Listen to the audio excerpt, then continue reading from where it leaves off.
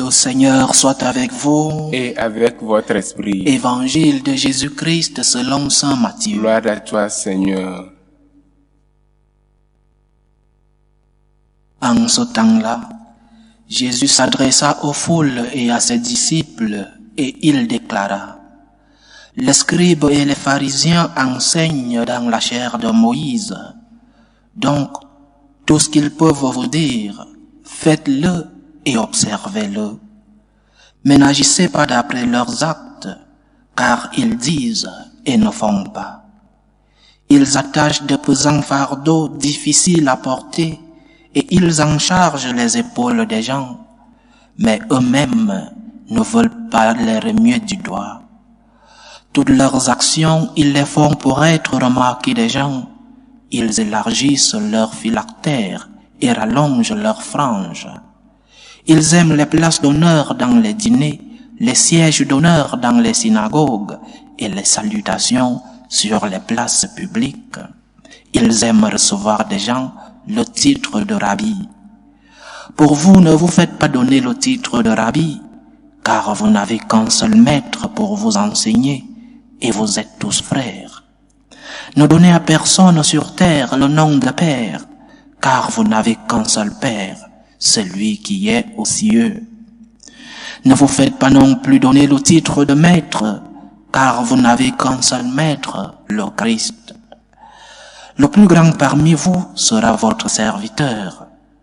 Qui s'élèvera sera abaissé, qui s'abaissera sera élevé. Acclamons la parole de Dieu. Louange à toi, Seigneur Jésus. Les saintes écritures et la tradition de notre Église nous enseignent que le premier péché a été le péché de l'orgueil de Satan, qui se rebelle contre Dieu, contre son Créateur, et qui veut être comme Dieu. D'où la réponse de la défense de l'archange Saint Michel, qui comme Dieu, c'est la définition de Saint Michel, qui comme Dieu, il défend la divinité, il défend le Créateur, qui comme Dieu, il défend Dieu lui-même lorsque Lucifer a voulu prendre la place de Dieu, et donc il expulse Lucifer de la cour du Seigneur. Ce péché, le péché de l'orgueil, est la cause du reste des péchés, du reste des maux qui se produisent dans notre vie. C'est pourquoi le Seigneur explique à ses disciples comment ils doivent vivre. Le Seigneur explique à ses disciples que la médecine, le remède de l'orgueil de nos premiers pères et le remède de Satanas, c'est la vertu de l'humilité. Il enseigne à ses disciples comment vivre l'humilité. D'une part, humilité en se laissant guider, et d'autre part, humilité en ne critiquant pas, ou alors en ne pas chercher des excuses lorsque nous avons fauté. Humilité en te laissant guider. Il est très difficile pour nous tous d'obéir. L'obéissance est peut-être l'une des choses les plus difficiles. Pour nous tous, il est difficile d'obéir. Et à un moment ou à un autre de notre vie, ou à beaucoup de moments dans notre vie, nous devons obéir. Soit parce que nous sommes des enfants, des adolescents, des jeunes. Soit parce qu'au travail, nous avons un patron, une patronne qui nous commande. Tu dois obéir.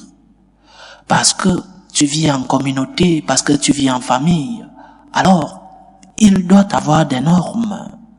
Et quelqu'un doit être celui qui établit ces normes. Tu dois obéir d'un moment ou d'un autre dans ta vie. L'humilité nous aide donc à nous laisser guider.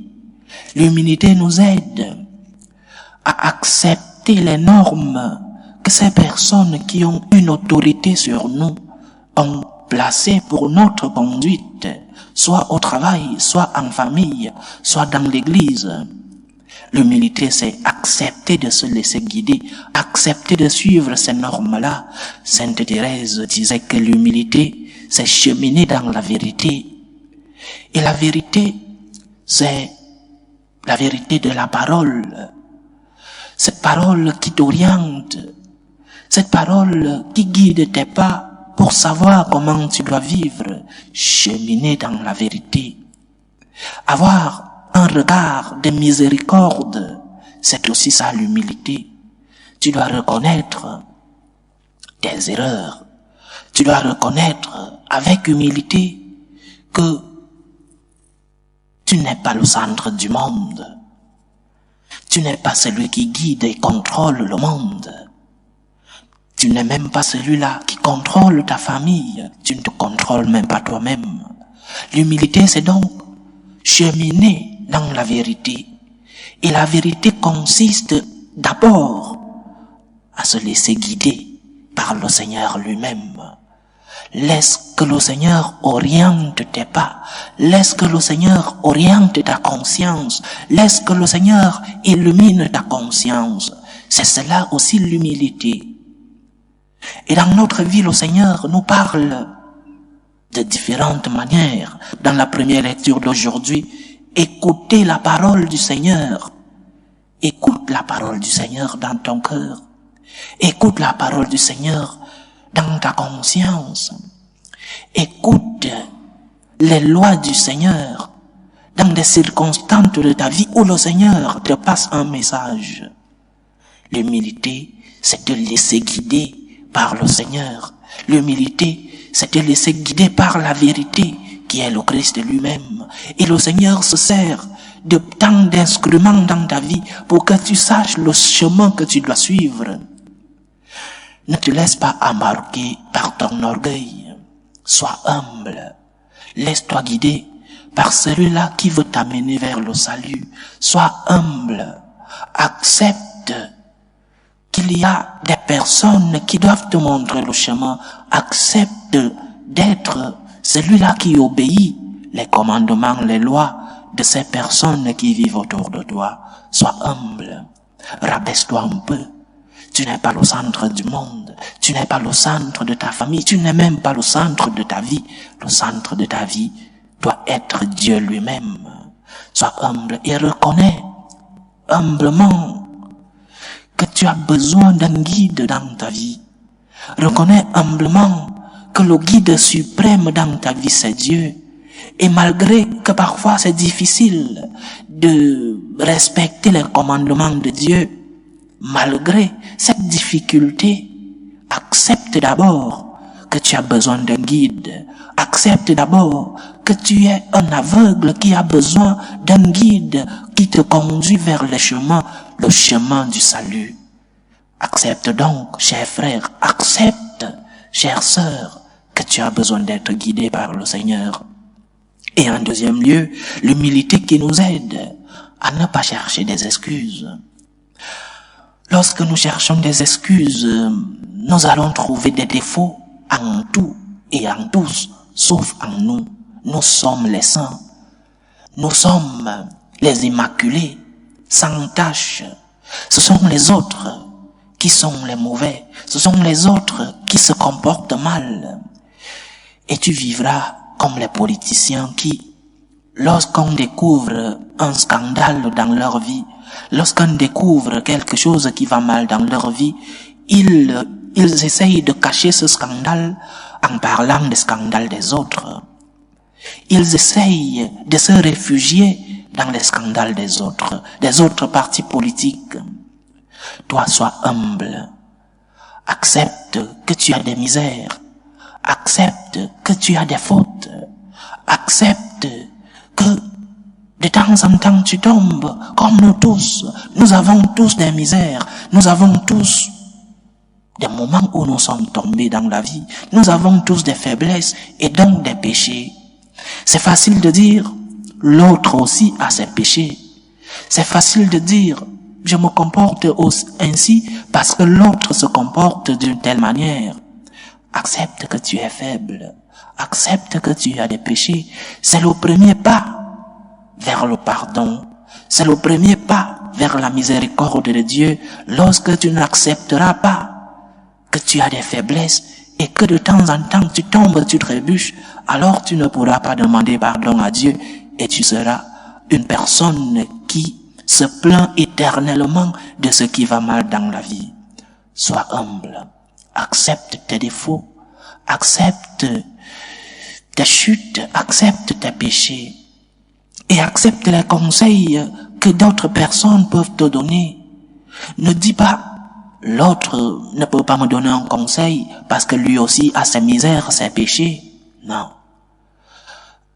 Accepte le fond du conseil qu'on te donne. Ne regarde pas la personne qui te donne le conseil. Cette personne aura aussi ses misères et ses péchés, mais toi, retiens le conseil que cette personne est en train de te donner, parce que c'est le Seigneur lui-même qui guide les pas de cette personne pour arriver à toi et te prodiguer ce conseil. Accepte donc cette correction fraternelle et reconnais le conseil que cette personne te prodigue. Ne regarde pas si cette personne est sainte ou pas. Regarde le conseil que tu reçois de cette personne. Donc, chers frères et sœurs, humilité. Laisse que le Seigneur guide tes pas. Laisse que la lumière du Seigneur guide ta conscience, guide ta vie. Laisse que la parole du Seigneur te pénètre et puisse guider les pas de ta vie. Et après, laisse-toi corriger. Laisse-toi conseiller. Accepte que tu es faible et que tu as des péchés. Accepte que tu as des fautes. C'est ainsi que le Seigneur pourra purifier ton cœur. Il pourra transformer ton cœur et t'amener vers le chemin du salut. Que le Seigneur nous aide, qu'il remplisse nos cœurs d'humilité en ce chemin de carême.